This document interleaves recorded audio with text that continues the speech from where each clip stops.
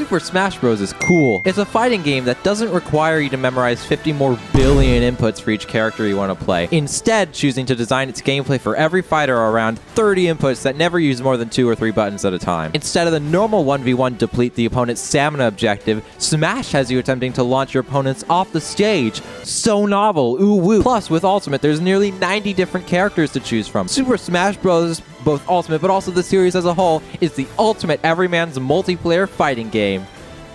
Except there's too many characters to pick. How do I attack? What did I just do? How am I already dead? It's been 10 seconds. Which one is the recovery button? What? How are you grabbing me? How do you get the final smash? Okay, I got it. Now how do I use it? Oh wait, never mind. I'm already dead. Nobody can convince me Smash Bros. Is a beginner-friendly game. Not just with the extremely competitive community and gatekeeping online, but with the actual mechanics of the game itself. You can't just learn the controls and then stand a chance in your first match. You are never going to win by just button mashing. Mostly because mashing the buttons probably won't have you dealing any actual damage in the fight. For a game all about being a fighting game for everybody, there's a lot you have to learn to feel like you're fighting and not just surviving. For a casual gamer or like normal person, it can be very time consuming. It can be fun once you stand a fighting chance, but that's a commitment that might not even pay out in the long run, making it hard for me to recommend Smash Bros. To newcomers.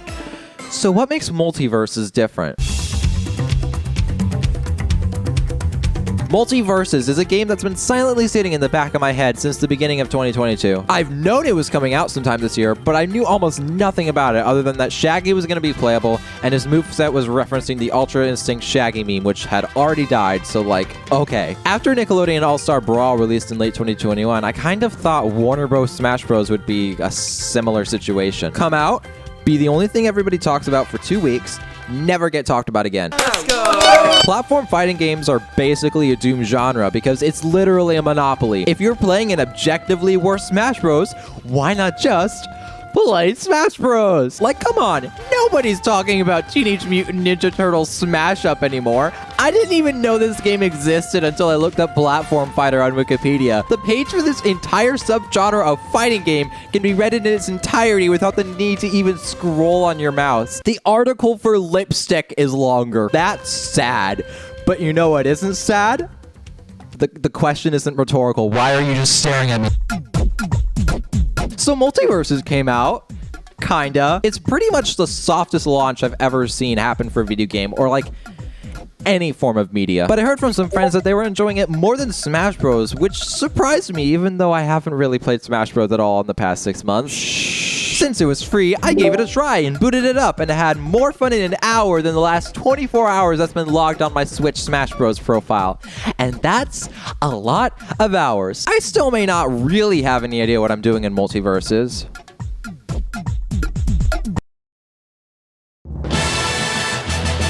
Let's start with the good of this game, since there's a lot of it to cover. I really like the character roster so far. It may not be the final roster, but so far it feels like every character choice is intentional. No fighters really feel out of place, at least for now. The art style helps us for sure, making every character, no matter the property they're from, feel connected and like they could be in the same movie or TV show. It's very cartoony and colorful and fun. It's dopamine, it pops, and I like looking at it. So far I've only unlocked a couple fighters, and even then I've mostly just been playing Garnet and Bugs Bunny. Garnet is labeled in the game as a recommended fighter, which makes sense. As a member of the Bruiser class, she's really good at dealing heavy damage at a close range. She even has a move or two that grants you armor while you're using it. She's had to grow on me, but I've come to really enjoy playing as her. Bugs Bunny is one of 2 currently playable at the time of writing this, ranged mage characters, utilizing lots of projectiles and traps from afar. He definitely has the coolest visuals of all the fighters I've seen, with lots of wacky, zany, goofy attacks. He's really fun to play, and apparently I'm not the only one who thinks this. Most of the matches I've played online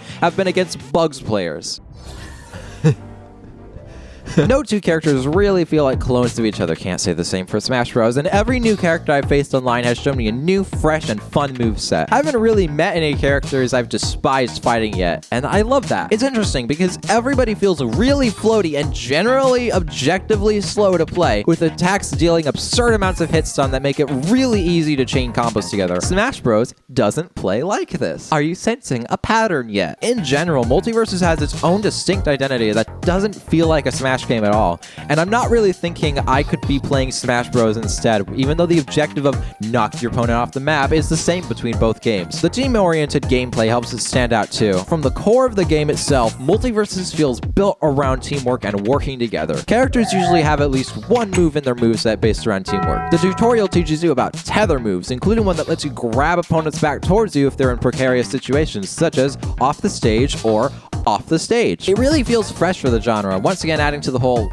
identity thing. All of this combined works together to make a game that's really accessible to jump in and play. I haven't really gotten the chance to try out Multiverse with the friends who told me to play it, but I did get the chance to try it out with a friend who hates Smash Bros. And he was able to pick it up in 2 matches and did as well, if not better than me. We were on the same team fighting online, but it didn't feel like either of us were holding the other's hand, which is often how I feel when playing team games in Smash Bros. I know I've been kind of dragging Smash Bros in the dirt in this video, but I really don't hate it, I promise. I just hold the very strong opinion that Multiversus is way more accessible to fighting game newcomers, even though I've only been playing for a few days. So hey, why don't we talk about the bad of Multiversus to balance it out? I hate the UI so much, it makes me want to... For as much as the actual gameplay feels super understandable and fun to play with, the menu system is doing everything it can to go against this philosophy. It's like if Fortnite had a baby and that baby was like a year old, so they have no idea of sentience or the idea of existing yet.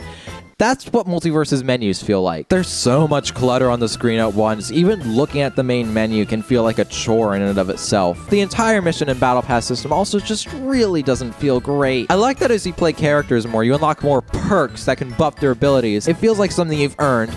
But then we have the missions. None of them really feel like you're doing anything to earn them. I get most of them without even realizing or thinking. I just come back to the main menu to see, oh cool, I dodged 7 attacks. Something I do in like 1 match anyway.